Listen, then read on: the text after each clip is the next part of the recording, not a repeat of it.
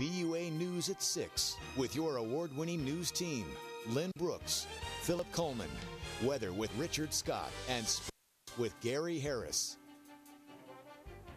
We begin tonight with team coverage of a homicide investigation in Tuscaloosa where a woman was found dead in her home right in the heart of the city. We're learning more about the investigation, but there are still many questions. We have more on tonight's top story, starting with WVUA's Travis Leader. Travis joins us now live in Tuscaloosa. Travis, what's the latest information from investigators? Lynn, Phillip, the latest information just came from Tuscaloosa Metro Homicide Captain Lloyd Baker just about an hour ago. He says that 73-year-old Kate Ragsdale died from sharp force injury. Now, he will not explain what type of injury that was any more specifically than sharp force injury, but that's the latest on the homicide investigation of Kate Ragsdale. Now, this crime scene's been going on now for over 24 hours. It began last night, and investigators are going to stay here, according to Baker, until after the autopsy results were disclosed so that they could see if they needed to follow up on any more leads. Here's Captain Baker. The crime scene units worked through the night at the scene and into today, collecting and processing evidence. We are holding the scene simply because we want to get past the autopsy to see if there's anything that arises in that would lead us to go back.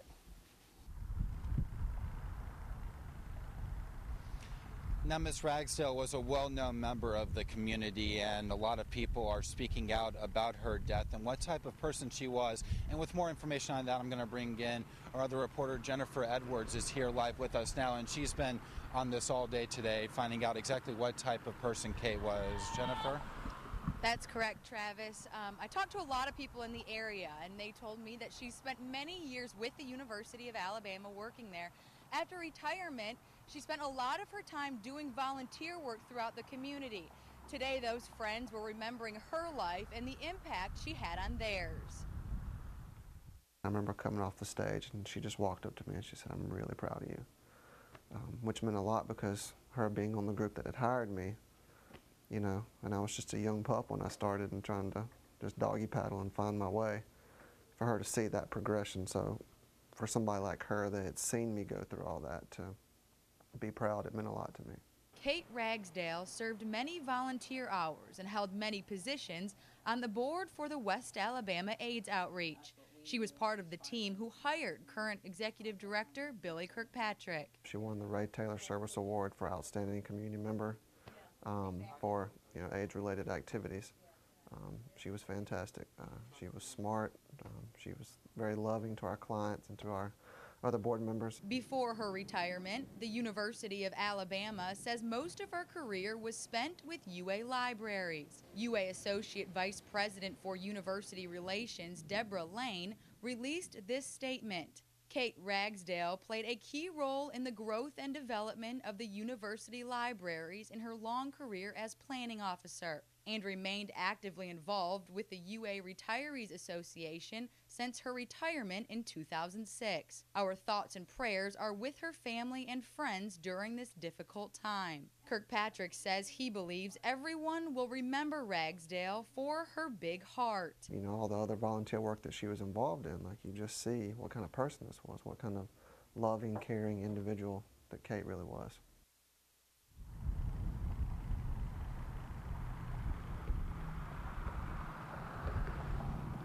We will continue to follow this investigation on Miss Kate Ragsdale. We'll have much more for you tonight at 10.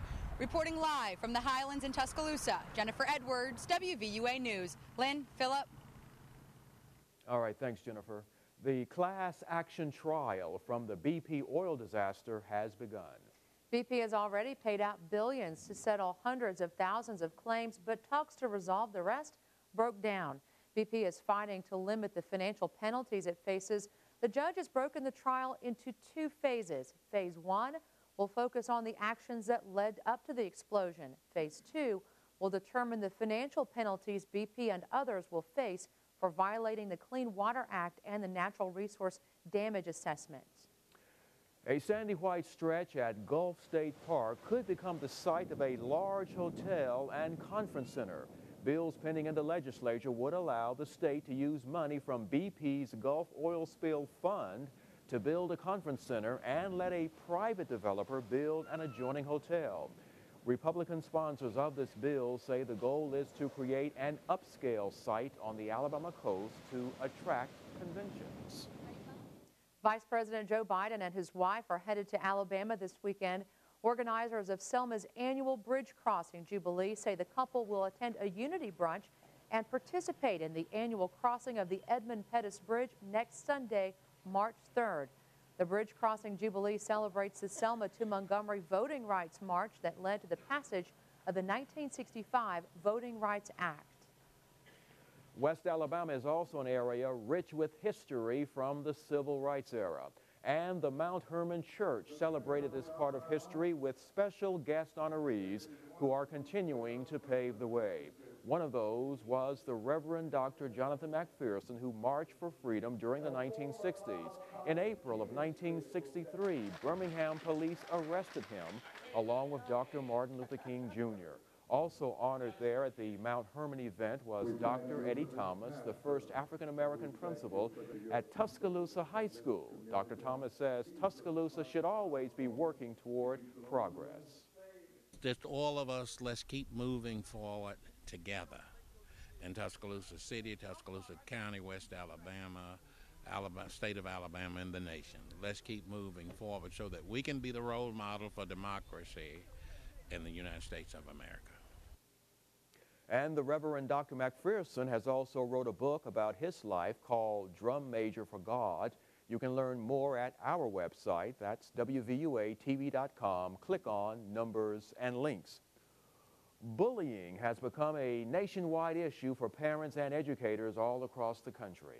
And now Tuscaloosa City leaders are trying to do their part. Mayor Walt Maddox has dedicated today as Stand Strong Day for anti-bullying, education, and awareness.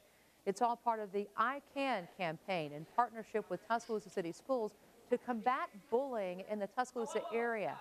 Kelsey Basley, who's with the I Can campaign, says this is all about empowering the community to learn more about the effects of bullying.